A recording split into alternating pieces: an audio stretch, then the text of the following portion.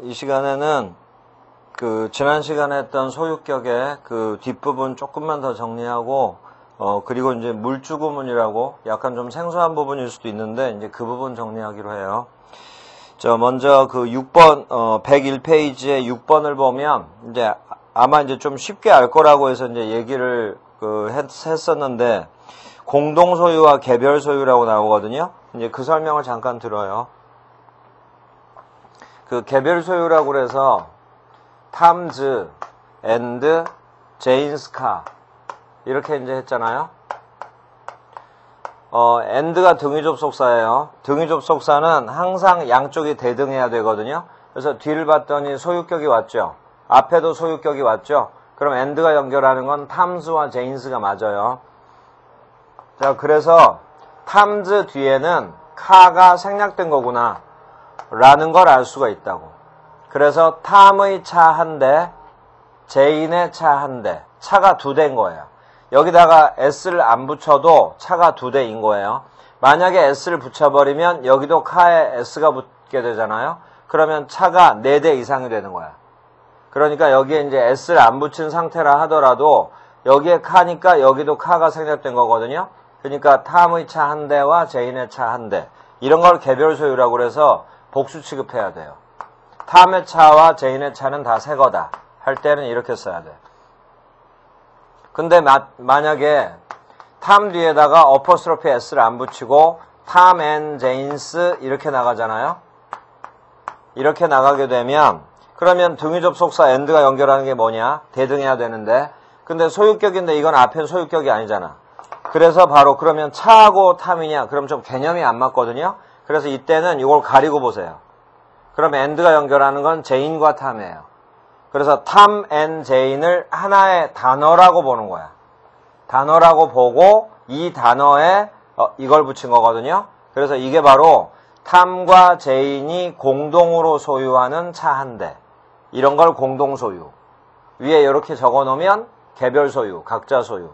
그래서 이렇게 나오면 차가 한 대인 거예요. 그래서 is new 이렇게. 탐과 제인이 공동으로 소유하는 차 한 대가 있는데 그 차가 새 것이다. 자, 다음 5번 소유격의 의미. 전 시간 내내 대명사 뒤에도 소유격이면 뒤에는 명사가 와야 되고, 명사 중에서 사람일 때 또 명사의 소유격 사람, 생물이요. 소유격 뒤에는 명사 와야 되고, 그 다음에 이제 무생물 소유격이면 이제 사물이 뒤에 오고 앞에 어부가 오고 그 앞에 명사가 오고 그 앞에 더를 붙이고 해서 이제 이것들이 소유격과 명사라고 관련된 한 덩어리 명사였거든요. 그런데 표현은 이랬지만 우리말로는 다 뭐의 뭐 이렇게 붙여서 이제 뜻 처리했다고요. 바로 여기서 이 명사들과 요 명사 간에는 뭐뭐의라고만 해석하고 끝냈는데, 명사와 명사 사이에는 어떤 게 있냐면 주어 동사 관계가 성립되기도 하고요. 단순하게 소유의 개념만 있는 게 아니라 주어 동사 관계도 성립이 되고 동사 목적 관계가 성립이 되기도 하고, 그 다음에 소유의 의미도 있고 해서 이제 거기 책에 보면 5번 소유격의 의미, 1번 주어 동사 관계, 2번 동사 목적 관계, 그리고 3번, 4번 이렇게 이제 쭉 나왔거든요. 근데 이제 책에 밑줄이 좀 빠져 있기 때문에 그걸 좀 보완해 가면서 설명을 들어요. 자, 여기 보세요. 이 부분은 왜 설명을 해주냐면 이걸 알아야 여러분들이 소유격을 해석할 때 정확하게 뜻을 알 수가 있어요. 소유격의 의미를. 그냥 우리말로 뭐뭐의라고만 했다가는 놓치는 게 있어서 그래서 설명하는 거예요. 보세요. Mother's love of children이 거기에 적혀 있는데 Mother's love of children. 자, 여기서 어퍼스트로피 s 붙였으니까 바로 소유격이고 명사잖아요. 그럼 이제 이 단어와 이 단어의 관계. 또 하나, 이게 무생물은 아니지만 of라는 전치사를 사용해서 소유격처럼 표시를 했잖아요. 그러면 이 단어와 이 단어의 명사. 이게 이제 무생물 소유격이라면 뒤에서 앞으로 넘어오잖아. 아이들의 사랑 이렇게. 그러면 이제 이게 바로 무생물이니까 이게 이제 of를 포함하자면 소유격 개념이다. 이거. 요 개념이라고 보면 이게 이제 소유격하고 명사 이런 개념이잖아요. 자, 먼저 5번에 1번 옆에 보면 Mother's Love of Children이라고 돼 있죠? 거기서 요게 빠져 있어요. 밑줄을 치세요. Mother's Love. 여기다 밑줄을 쳐요. 1번에다가는. 그래서 이제 Mother's Love를 일단 밑줄을 쳐놔요. 자, 이제 여기에서 집중해서 들어요. 이거를 해석을 하게 되면 어머니의, 아이들의 사랑.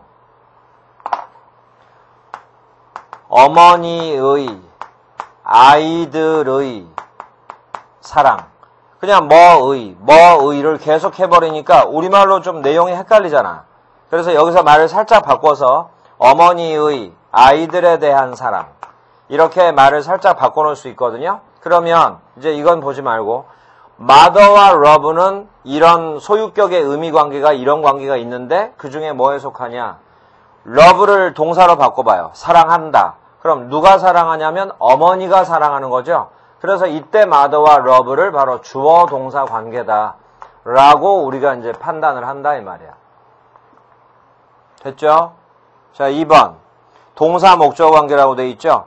옆에 mother's love of children 똑같이 나왔죠. 거기는 여기를 밑줄 치세요. 이렇게 밑줄을 쳐. 이게 빠졌어요. love of children을 밑줄 쳐요. 그러면 좀 전에 어머니가 사랑한다 해서 이제 이건 주어 동사 관계라고 했는데 그러면 love하고 children은 무슨 관계냐? 또 이걸 동사라고 생각해봐. 사랑한다. 그러면 어머니가 누구를 사랑하냐면 애들을 사랑하는 거잖아. 그러니까 이 단어의 목적어가 이거 아니에요. 내용상. 그래서 children과 love를 동사 목적어 관계라고 한 거야. 그러니까 이 말은 무슨 말이냐면 어머니가 아이들을 사랑한다라는 표현을 명사의 소유격을 사용해서 압축해 놓은 거예요. 어머니의 아이들에 대한 사랑. 어머니가 아이들을 사랑한다. 어머니가 loves. 이거 동사, 이게 주어, 동사, children. 어머니가 아이들을 사랑한다. 말 되죠? 이랬던 삼형식 문장을 어퍼스트로피 s와 of를 사용해서 한 덩어리 명사로 압축해 놓은 표현이 바로 mother's love of children이라 이 말이에요. 원래는 이런 식의 의미였는데. 그러니까 이제 이렇게 의라고 해놓으니까 해석이 애매해지는데 조금 더 내용을 알게 되면 이 뜻이 어머니가 아이들을 사랑한다는 뜻이구나 라고 이해하고 가면 된다 이거예요. 그런데 4번처럼 빌스 펜슬스 그러면 빌의 소유의 연필들 이렇게 소유격 말 그대로 소유의 개념도 있어요. 빌 소유의 연필들. 자, 그래서 이제 3번 부분 보면 제품, 작품, 대상 셰익스피어스 플레이 그러면 셰익스피어의 희곡 이 말이거든요. 그러면 셰익스피어의 작품이라 이 말이 되는 거고 그 다음에 children's clothing 이런 건 아이들을 대상으로 한 의류 이렇게 되는 거예요. 아이들을 대상으로 한 의류. 그래서 이런 건 이제 아동복이라고 해석하면 되고 소유격에는 소유의 의미만 있는 게 아니라 이렇게 다양한 의미가 있다는 거 특히 1번, 2번을 표시해두고 연습을 잘 해두세요. 1번, 2번. 자, 그러면 이제 거긴 끝났고요. 이제 명사의 마지막 부분 물주구문 이제 거기를 할 거예요. 이제 물주구문이라는 게 이제 기초 부분에서는 좀 벗어나서 문장이 약간 이제 어려워지면 이제 그런 류의 문장들이 나오거든요. 그러면 그런 류의 문장이 나왔을 때도 우리가 해석을 할 줄 알면 자연스럽게 이제 또 실력이 한 단계 올라가는 거예요. 그러니까 이제 이런 부분도 이제 한 단계 또 밟고 가야 될 부분이에요. 물주구문이라는 게 뭐냐면 여기서 물이라는 게 사물을 말하는 거야. 또는 무생물이라 해도 되고. 그러니까 이걸 줄여놓은 거예요. 사물이 주어인 구문을 물주구문 또는 무생물 주어 구문 이렇게 불러요. 사물이 주어. 우리가 일반적으로 지금까지 주어 동사 이렇게 나왔을 때 다 그런 건 아니지만 대부분 주어 자리는 사람이 나왔었어요. 그리고 사물이 나왔다 하더라도 그냥 사람처럼 그냥 주어를 정상대로 해석했을 때 웬만하면 다 말이 통했어요. 그런데 뭐 물주구문 같은 경우에 이제 사물이 주어인 구문 그때는 정상적으로 느느니가를 붙여서 해석을 할 때 해석이 잘 안 될 때가 있어. 그러니까 이제 그런 문장이 이제 좀 수준이 높아지는 어려운 문장들이라고 보면 되거든요. 그래서 사물이 주어인 구문을 그럼 해석은 어떻게 하냐? 이제 그걸 지금 배울 거예요. 중요한 부분이니까 연습을 많이 해야 돼요. 자, 여기서부터 해요. 물주구문이라면 조건이 이래야 돼. 주어 자리에는 이제 사물이 오겠죠. 물건. 그 다음에 이제 동사가 오는데, 동사도 아무 동사나 오는 게 아니라 물주구문에서 자주 쓰는 동사가 있어요. 그래서 이제 그런 걸 특정한 동사다 해서 특정한 동사 이제 몇 개를 적어주고 이제 연습을 할 거예요. 그러면 사물이 주어고 물주구문에 자주 쓰는 동사가 나오고 그리고 이제 문장 쭉 나오면 끝이냐? 그게 아니고 목적어가 또 나오는데 목적어 자리에는 사람이 나오는 게 특징이에요. 그러니까 물주구문은 정해진 틀이 있어서 그냥 그 틀대로 쫙 적어가는 거야. 그 다음 그래서 이제 목적어 자리에는 사람이 나와요. 그러면 이제 목적어 뒤엔 뭐가 나오냐? 이때는 보세요. 어쩔 때는 프람이라는 전치사가 오고 동사 원형의 ing. 이게 바로 동명사. 해서 쭉 이어질 때도 있고 어쩔 때는 투부정사. 투 플러스 동사 원형. 이렇게 오면서 문장이 이어질 수도 있고 어쩔 때는 또 to를 생략해. 그래서 동사 원형이 와서 또 문장이 이어질 수도 있다. 이렇게 해서 이제 문장이 마무리가 되는 거예요. 이런 걸 바로 물주구문이라고 그래요. 그러면 이제 하나씩 확인해 봐요. 그러면 목적어 뒤에 나오는 형태가 이건지를 어떻게 아냐? 어떻게 아냐면 바로 물주구문에서 자주 쓰는 동사 있다고 그랬죠. 이 동사의 특징에 의해서 어떤 동사가 왔을 땐 뒤에는 프람 ing, 어떤 동사가 오면 목적어 뒤에 투부정사, 어떤 동사가 오면 뒤에는 to를 생략한 원형 부정사. 요 동사에 의해서 여기에 형태가 결정이 되는 거예요. 그래서 조금 있다가 물주구문의 전반적인 틀을 잡아놓은 다음에 요 동사를 중심으로 해서 이제 정리를 한번 쭉 해줄 거예요. 그러면 이 부분이 바로 뭐와 연관이 되냐면 1장에 동사의 종류 있죠. 그 동사의 종류와 설명이 겹쳐요. 그러니까 이걸 듣고 나서 해당되는 형식의 공부를 1장에 가서 뭐 동영상으로 한번 다시 본다거나 그러면 훨씬 더 도움이 돼요. 그런 식으로 이제 여러분들이 복습을 해보세요. 자, 그래서 이제 이게 물주구문인데 이제 원칙대로 해석하는 방식은 이거예요. 지금까지 우리가 하던 것은 주어를 찾았죠. 그러면 주어를 느니가로 해석을 했고 동사의 원래 뜻으로 해석을 했고 목적어를 이제 원칙대로라면 을을 이런 식으로 해석을 해야 되는 거고 우리가 이제 이런 식으로 해석을 했단 말이에요. 근데 이런 식으로 해석을 했는데 내용이 성립이 되면 내용이 이해가 되면 상관이 없어. 근데 이렇게 해석을 했는데 내용이 무슨 뜻인지 모르겠고 헷갈린단 말이에요. 그런 것 때문에 바로 이 물주구문이라고 그래서 이제 우리가 추가로 배우는 거예요. 자, 이제부터 잘 보세요. 물주구문이 이제 성립이 됐잖아요. 그러면 이런 구문이라면 이제부터 잘 들어요. 주어를 느니가 지금까지 하던 방식대로 해석하지 말고 주어를 부사로 해석해요. 부사로 해석하라. 이 말은 어쩔 때는 시간으로 해석할 수도 있고 어쩔 때는 이유, 어쩔 때는 조건, 어쩔 때는 양보 등등으로 해석을 할 수가 있어요. 그런데 이렇게 여러 가지 다양한 것은 여러분들이 나중에 이게 익숙해지고 나면 충분히 할 수가 있으니까 그러니까 처음에는 다른 건 신경 쓰지 말고 무조건 이유로 해석해요. 무슨 얘기냐면 주어를 느니가로 해석하지 말고 이유 다시 이렇게 뭐뭐 때문에 이렇게 해석하라 이 말이에요.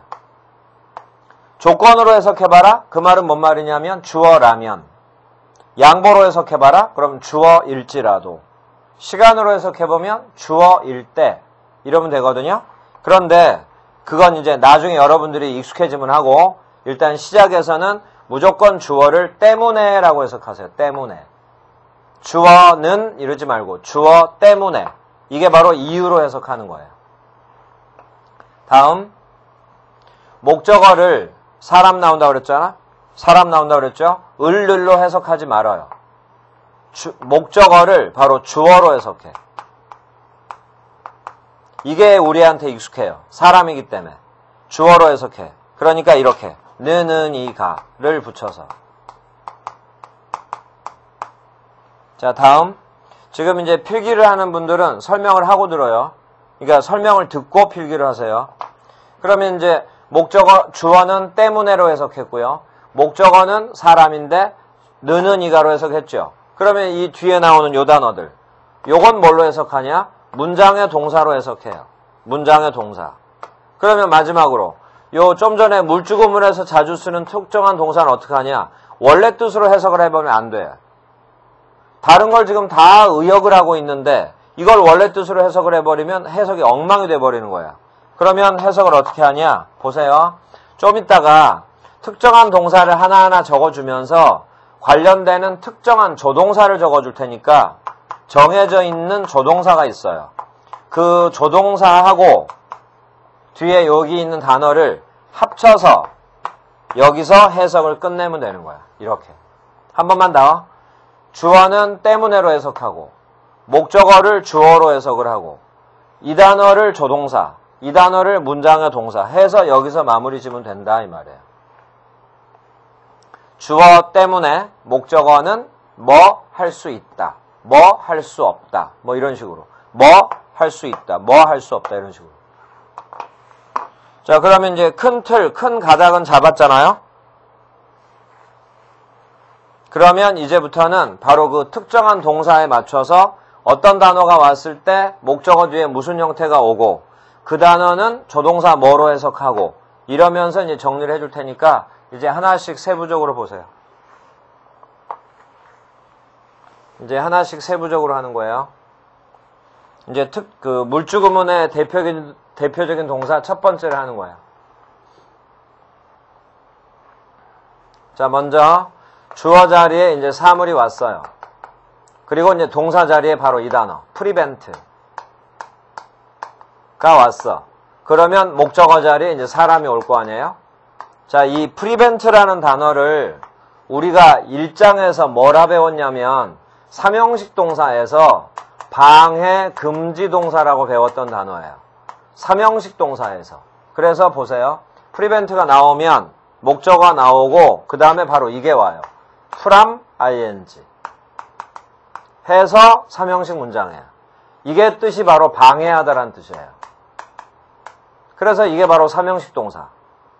그래서 지금 이 물주구문 수업을 듣고 나서 여러분들은 1장을 한번 복습을 다시 해보라 이 말이에요. 자, 이제부터는 prevent의 동의어를 쭉 쓸 테니까 보세요. prevent, keep, prohibit,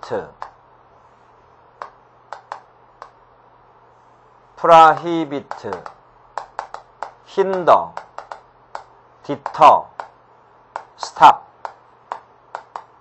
이 단어들을 우리가 방해, 요 단어가 또 금지하다거든요.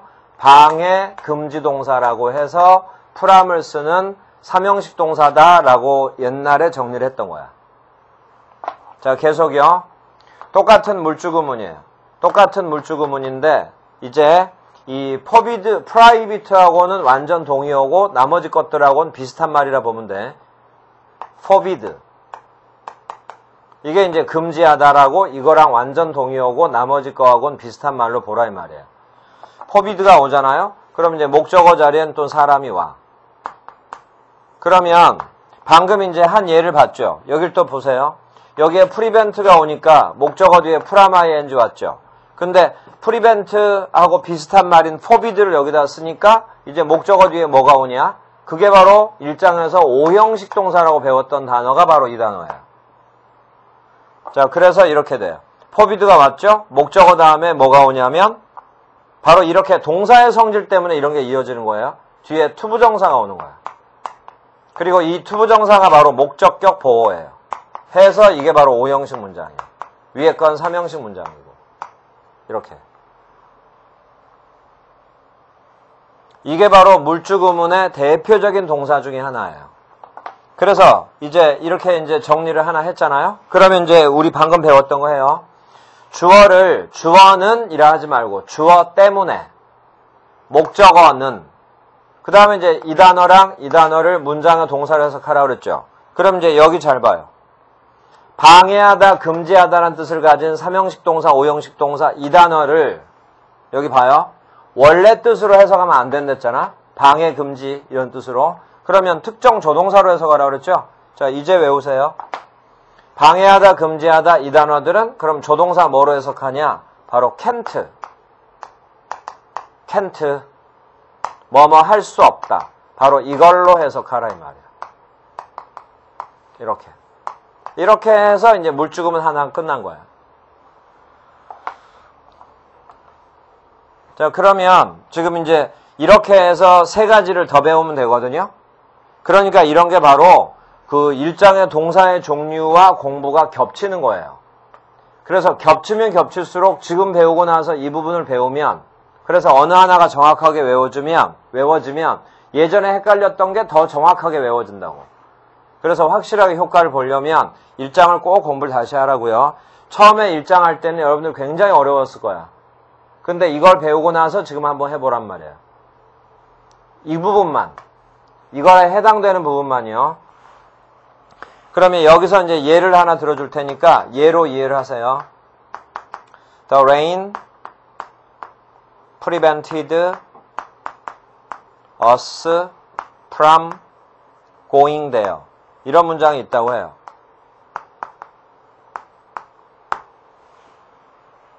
근데 이제 처음 예를 들어서 설명을 해주는 거라서 그리 어려운 단어는 사용 안 한 문장을 이제 예를 들었는데, 그러니까 이제 물주금은 해석 방법을 안 배워도 사실은 해석이 가능할 수 있어요. 그러면 이제 또 이거 안 해도 되지 않냐 이럴 수 있는데, 이제 문장이 조금 더 어려워지면 정상대로는 해석이 안 돼. 그래서 이제 배워야 되는 거예요. 자, 보세요. 직역을 한다고 해. 그냥 이대로. 우리 지금까지 해오던 대로 직역을 할 테니까. 그 비는 우리가 거기에 가는 것을 막았다. 이런 해석이 된다고. 그 비는 우리가 거기에 가는 것을 막았다. 그럼 대충 무슨 말인지 알 수는 있잖아요. 자, 근데 이제 방금 배운 대로 한번 해봐요. 그러면 이제 훨씬 더 자연스러워. 그리고 그런 식으로 시험 문제가 나와요. 그러니까 이런 문장이 바로 영작 시험으로 많이 나와. 자, 해석이요. 때문에로 해석하라 했죠. 그 비 때문에 우리는, 그 다음에 요 단어를 can't, 그 다음에 go를 뒤에 붙여서 go 돼요. 해석이 훨씬 쉬워지잖아. 그 비 때문에 우리는 거기에 갈 수 없었다. 이렇게. 이런 게 바로 해석하는 요령이란 말이에요. 그리고 방금 해석한 것처럼 문장을 바꿔 쓸 수 있어요. 그러면 주어를 부사로 해석하기 때문에 그건 부사라 치고 문장 뒤에다 쓰기로 하고, 목적어를 주어로 해석하죠. we. 그 다음에 이걸 조동사로 하라고 그랬죠. 과거니까 can't의 과거 couldn't. 문장 전환도 아주 간단해요. 뒤쪽에 go there를 바로 동사 원효로 써버려. 우리는 거기에 갈 수 없었다. 그 다음에 주어에다가 때문에를 붙였으니까 때문에라는 전치사 because of를 쓰고, 그리고 the rain 갖다 붙여버리면 문장 전환도 간단하게 된다고. 이렇게. 우리는 비 때문에 거기에 갈 수 없었다. 훨씬 쉽잖아요. 이런 게 여러분들이 익숙해지면 어려운 독해들이 이제 하나씩 해결이 되는 거야. 그래서 이제 예를 들어서 하나 했으니까 이제 무슨 의미인지 무슨 뜻인지는 이제 대충 짐작이 될 거예요. 자, 그러면 남아있는 물주구문을 이제 하나씩 정리하기로 해요. 다른 물주구문도 있지만 대표적인 게 4개가 있거든요. 그 중에 하나는 설명했어요. 이제 나머지 3개. 근데 1번과 반대말 격인 게 아주 간단한 게 하나 있거든요. 그것도 이제 하나에 속하니까 해요. 자, 이제 물주구문 2번째.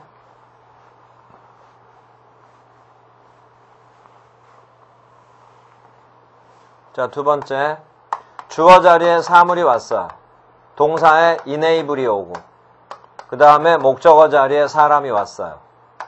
요때 enable. 이것도 1장에 보면 또 나와. 요 enable의 뜻이 뭐냐면 원래 뜻. 가능하게 하다. 이런 걸 물주구문에서 배운 사람들은 enable이 동사라는 걸 아는데, 이걸 좀 생소하게 배운 사람들은, 그러니까 공부를 안 한 사람들은 이 단어 보고 형용사라고 해요. 형용사처럼 생겼잖아. able이 붙었으니까. 근데 이거 완벽한 오형식 동사라고. 동사요, 동사. 방금 오형식 동사라고 했죠? 그래서 enable 다음에 목적어 다음에 바로 투부정사가 와요. 그래서 이게 오형식 문장이에요. 자, 이건 뭐 동의어 필요 없이 그냥 바로 가면 돼요. 그러면 여기 다시 보세요. 좀 전에 방해 금지 동사 prevent부터 forbidd까지는 can't라는 조동사로 해석했죠? 그러면 enable은 원래 뜻은 이거지만 조동사 뭐로 해석하냐? 바로 조동사 can으로 해석하라 이 말이에요. 뭐 할 수 있다. 자, 다시 봐요. prevent 등등 방해 금지 동사는 can't, enable은 can 이런 식으로. 자, 끝났어요. 다음 세 번째. 주어 자리에 사물이 왔어요. 그 다음에 이제 또 대표적인 물주구문의 동사가 뭐냐면 바로 요 단어 false. 근데 이 false도 대표적인 오형식 동사.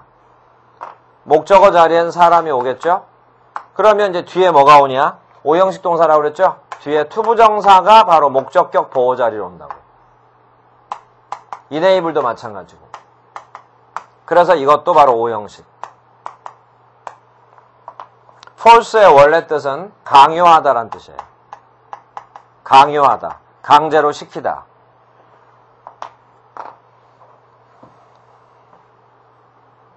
자, 그런데 여기서 끝내지 말고요.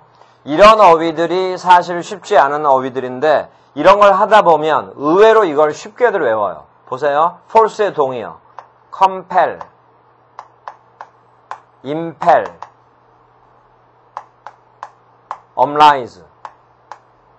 이 단어들이 다 오형식 동사로 force와 동의어들이에요. 뜻은 다 이거. 강요하다. force, compel, impel, oblige. 그러면 이제 다시 한번 봐요. 아까 1번에서 prevent, keep, forbid 등등은 조동사 can, can't, enable은 can. 그러면 요 단어들 force, compel, impel, oblige는 조동사 뭐로 해석하냐? must로 해석해요. 그리고 must를 뜻 처리를 쉽게 하자면 뭐뭐 해야 한다. 근데 조금 더 정확하게 하자면 이 뜻이에요. 조금 더 강하게 뭐뭐 하지 않을 수 없다. 이렇게. force, compel, impel, oblige는 해석을 이렇게 하라 이 말이에요. 뭐뭐 하지 않을 수 없다. 뭐뭐 해야 한다. 자, 이제 마지막 네 번째. 이러면서 물주구문을 하나씩 하는 거라 이 말이에요. 자, 여기도 좀 조심해야 돼요. 지금 주어가 사물이란 말이에요. 그런데 주어를 몰라서 주어가 대답의 중심이 되는 의문문을 쓰려면 주어 자리에 바로 what을 써버리면 이게 바로 물주구문이에요. what은 사물의 이름을 몰랐을 때 쓰는 의문대명사이기 때문에 그럼 이 주어 자리에 바로 what을 써버려. 그리고 이 what이 주어예요. 그러면 그 다음에 뭐가 나오냐면 의문문이긴 하지만 이 경우는 평서문 어순으로 나와. 그래서 바로 여기에 what 다음에 동사 자리에 make가 와요. 그러면 그냥 이게 하나의 문장이라고 보고 시제가 현재고 이건 단수니까 그냥 s는 붙이기로 해요. 문장처럼 보이게. 그럼 이제 makes를 썼어. 그럼 이제 그 다음에 뭐 나오냐면 목적어가 온댔잖아. 그럼 목적어 자리는 사람 와야 될 거 아니야. what은 사물이면서 주어. makes가 동사. 근데 목적어가 사람. 그러면 이제 그 다음에 뭐가 오냐. 바로 여기 make가 우리가 얼마 전에 배웠던 사역동사. 오형식의 대표적인 동사인 사역동사라고. 그러면 사역동사가 오면 목적어 다음에 목적격 보호 자리에 투부정사가 오면 틀린다 라고 그랬잖아요. to를 생략하라고 그랬죠. 그래서 바로 여기에 원형 부정사가 오는 거야. 이게 바로 목적격 보호. 그리고 이 문장은 의문문이에요. 마지막에 물음표. 이렇게. 그래서 완벽한 오형식이에요. 직역을 하면 무엇이 목적어를 이거 하게 했냐 이렇게 되는 거예요. 그러면 계속 물주구문이에요. make라는 사역동사 대신에 우리 이제 지금은 품사편이지만 얼마 전까지 동사편 마지막에 할 때는 이런 거 많이 했었어요. make와 바꿔 쓸 수 있는 단어가 cause라고 요게 준사역동사라고 make랑 바꿔 쓸 수 있다 라는 설명했었다고. 근데 cause는 준사역동사는 make랑 바꿔는 쓸 수는 있지만 사역동사는 아니란 말이에요. 그러니까 목적어 다음에 다시 to를 써줘야 돼. 투부정사. 바로 이렇게 해서 바꿔 써도 돼. 이렇게. make 쓸 때는 이거. cause를 쓰면 투부정사. 어쨌거나 다 오형식이에요. 그러면 이제 이랬던 것을 이제 물주금은 배운 게 해봐요. what을 뭐로 해석하냐면 뭐뭐 때문에. 주어니까. 그리고 이제 목적어는 주어로 해석하라고 그랬잖아요. 그 다음에 이 단어는 문장의 동사로 해석하라고 그랬어. 그러면 처음부터 다시. 아까 요 1번의 프리벤트는 방해금지는 can't. 다시 봐요. 1번의 프리벤트 등등은 조동사 can't.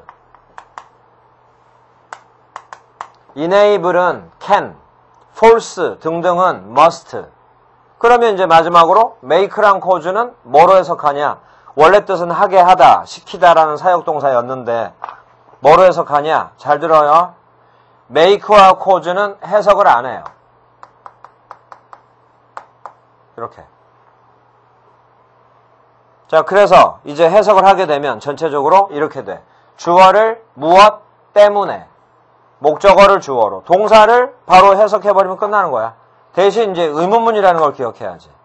무엇 때문에 목적어는 뭐 했느냐, 이런 식으로. 이건 뭐 해석 안 하니까. 자, 이걸 문장 전환하듯이 적어줄 테니까 보세요. 이해가 되는지.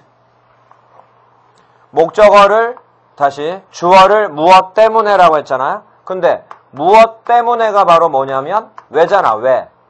그래서 바로 what이라는 대명사를 의문 부사 why 이렇게 바꿔버려요. 부사 그 다음에 목적어를 아예 문장의 주어로 써. 그리고 이걸 그냥 바로 동사로 써. 대신 의문문이잖아요. 그러니까 이걸 의문문으로 고쳐. 그러면 이게 만약에 일반 동사였다면 여기에 do, does, did라는 조동사가 이렇게 오겠죠. 그래서 조금 이상해 보이지만 이렇게 바꿔줄 수 있다고 하고 물음표 붙이면 돼요. 예를 들어서 여기에 비동사가 있다면 주어랑 비동사를 자리를 바꿔버리면 되는 거고, 여기에 일반 동사가 있다면 어차피 이거를 의문문으로 고칠 거 아니에요. 그러면 조동사 do, does, d를 여기다 쓰면 되겠지. 그래서 이렇게 바꿔 쓸 수 있단 말이에요.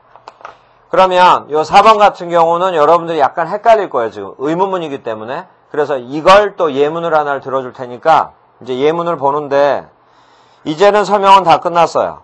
102페이지. 설명은 쭉 다 끝났거든요. 그러면 거기에 예제가 있어요. 그래서 이걸 가지고 여러분들이 연습을 하는데 예제 중에 3번만 지금 같이 하기로 해요. 그래서 3번을 해석을 해보고 3번을 문장 전환을 한번 해보세요. 나머지 1번, 2번, 4번은 여러분들이 하고 뒤에 해설 맞춰서 여러분들이 이해를 해보고. 자, 3번 문장을 지금 한번 해보세요. 해석을 해보세요. 문장 전환도 해보고.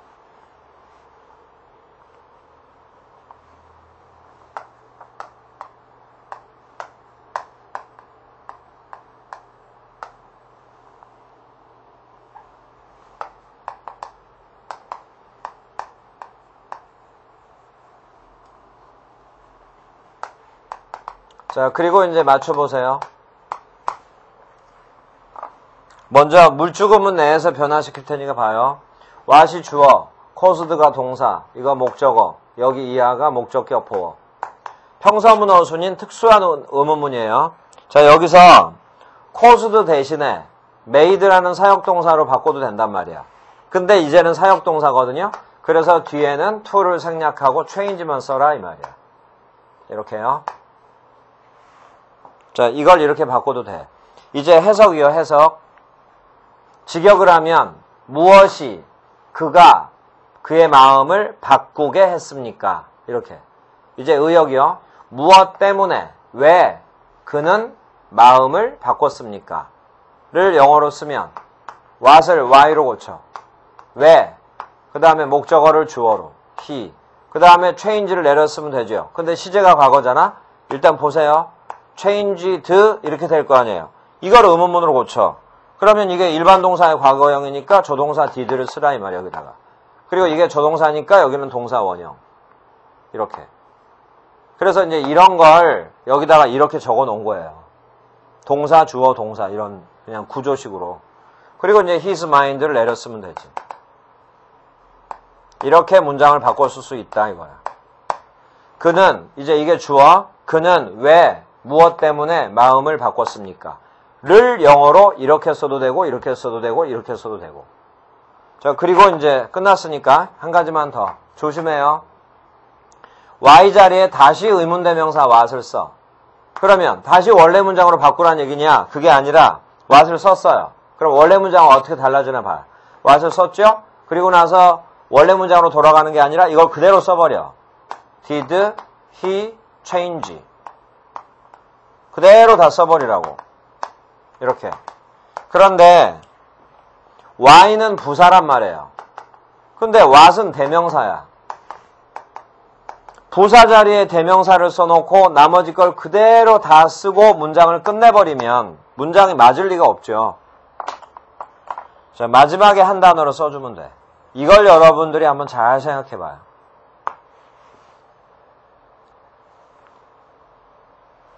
Y는 부사예요. 근데 부사 자리에 대명사를 썼어.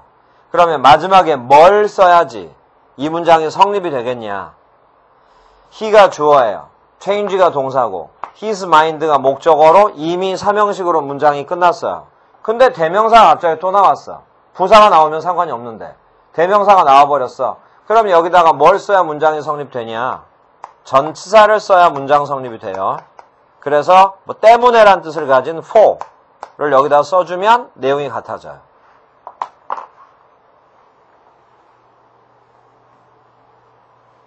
자, 이걸 이렇게 쓰기도 해요. 그러면 여기 있는 for의 목적어는 뭐냐? for의 목적어가 바로 이거예요. what.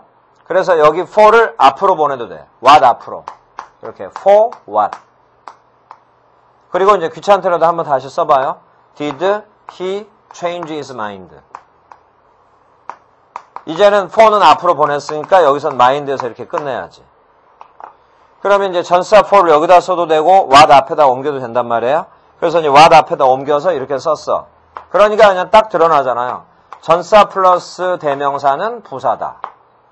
for what을 한 단어로 바꾸면 why겠구나. 이렇게 나온다. 무엇 때문에? 이게 바로 왜. 이렇게.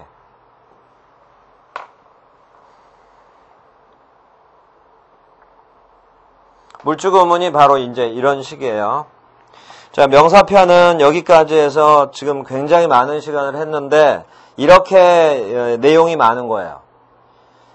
그래서 이제 이런 부분들을 아까 맨 처음에 명사 시작할 때 하듯이 그냥 한 단원이다라고 생각을 하지 말고 두 단원, 세 단원 나눠서 그냥 한 단원인 것처럼 해서 이제 공부하고 또 집중해서 공부하고 완벽하게는 아니더라도 또 그냥 넘어가면서 또 진도 나가고 이렇게 하면서 이제 공부를 해 나가라 이거예요. 자, 어쨌거나 이제 명사편은 다 끝났어요. 그런데 이제 다음 단원은 또 이제 간단한 단원이에요. 11장 관사. 이제 이건 다음 시간에 하기로 해요. 수고하셨어요.